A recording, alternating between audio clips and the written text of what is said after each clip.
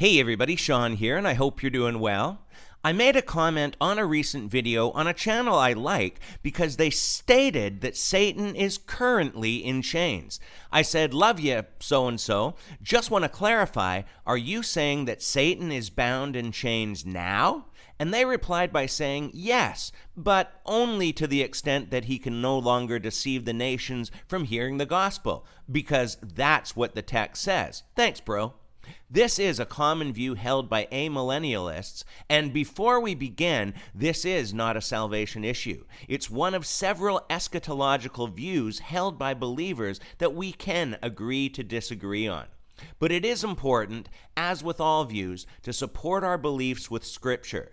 And the statement saying that Satan is bound in chains now, but only to the extent that he can no longer deceive the nations from hearing the gospel, has all sorts of errors in it.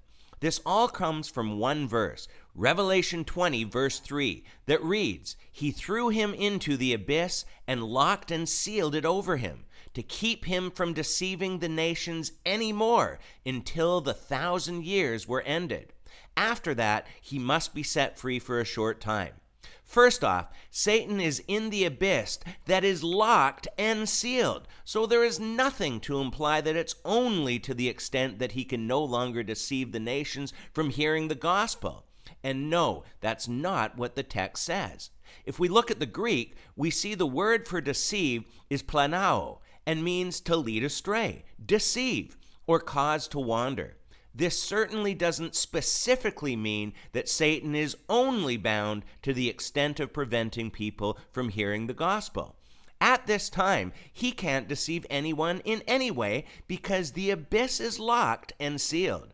So for him to be in chains now is obviously not true because the world is in greater deceit and under Satan's influence more than ever before.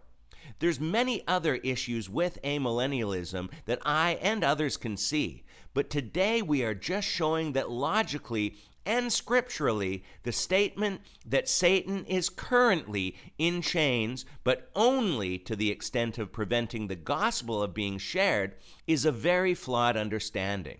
But hey, maybe you have your own thoughts on this. If so, please leave your comments below, and until next time, take care and God bless.